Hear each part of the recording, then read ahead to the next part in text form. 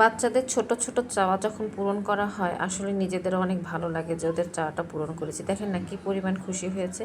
দুই বোনের জন্য আসলে কিছু টুকটাক কেনাকাটা করা হয়েছিল, দুজনই খুব খুশি হয়েছিল। এটা আবিয়ার চাহিদা ছিল।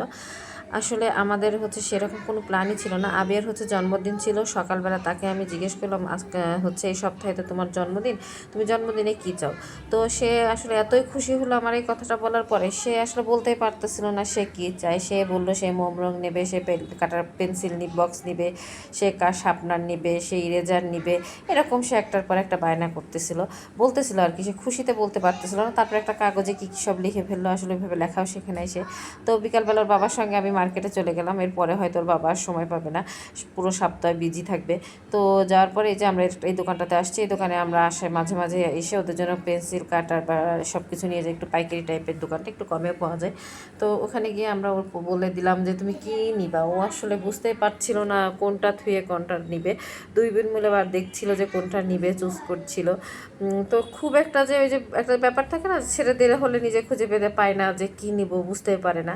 তো কিছু সময় পরে এই যে বক্সগুলো তাদের পছন্দ হলো। দুই বোন, এখন তো একজনকে তার কিনে দেওয়া যায় না, একজনে কিনে দিলে তার একজনের মন খারাপ করবে। সামনে যেহেতু তারও জন্মদিন আছে, সেজন্য বললাম যে ঠিক আছে দুইজন মিলেই নাও, যার যেটা পছন্দ হবে সে সেটা নিয়ে নাও। দুইজন মিলে চয়েস করতেছে কোনটা নেবে, কে কোনটা নেবে। তো যাই হোক শেষ পর্যন্ত তাদের এই পেন্সিল বক্সটা নেওয়া হয়ে গেলে পরে তারপরে হচ্ছে অনেক দিন ধরে ওদের শখ ছিল হচ্ছে মিউজিক্যালা গাড়ি, বিশেষ করে রাইফার খুব বেশি শখ ছিল। তো রাইফার জন্য যখন কিনছিলাম তখন ওর বাবাকে বললাম শুধু তো রাইফাকে কিনে দিলে হলো হবে না, আবিয়াকেও কিনে দিতে হবে, তাহলে বাসায় গিয়ে দুজন বিরক্ত করবে। এদিকে একটা খুবই মানে যে ঘটনা ঘটলো সেটা হচ্ছে আমি রাইফা আবিয়া দুজনকে বলেছিলাম যে মিউজিক ছাড়া গাড়ি নিতে। ওর বাবা একটা মিউজিক আলা গাড়ি নিল, একটা মিউজিক ছাড়া নিল। এই গাড়ির অত্যাচারে সারাদিন আমি অতিষ্ঠ হয়ে যায়, আমার মাথাটা ধরে যায়। আমি যখন কিনেছিলাম তখন ওর বাবাকে বারবার বলেছিলাম যে মিউজিক ছাড়া গাড়িটা নিতে, কারণ এর শব্দ খুবই বিরক্তিকর আর সারা ঘর দিয়ে চালিয়ে বেড়ায়। রাইফারটা যদিও মিউজিক ছাড়া ছিল, দেখেন না কি পরিমাণ খুশি হয়েছে সেই গাড়িটা পাওয়ার পরে। কারণ হচ্ছে অনেক দিন আগে সে তার বাবার কাছে এটা বায়না করেছিল, আমি আসলে তা কিনে দেওয়া হয় না। পাশে একটা বোতলের দোকান ছিল প্লাস্টিকের, আমি দেখছিলাম যে সুন্দর কোনো ইউনিক কোনো বোতল পাওয়া যায় কিনা, না ওরকম কোনো ছিল না, ওই জন্য পছন্দ হয় নাই। তারপরে হচ্ছে ওর বাবা কিছু তার কেনাকাটা ছিল, এরপরে আসলাম আমরা ফল বাজারের এদিকে, আমরা একটু কিছু ফল টল কিনবো।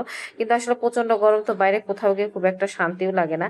এদিকে আবিয়াও খুব খুশি হয়ে গেছে, দেখেন এই গাড়ি নিয়ে এক নিজে নিজে মনের আনন্দে তার কথাগুলো বলতেছে যে সে কি করবে না করবে।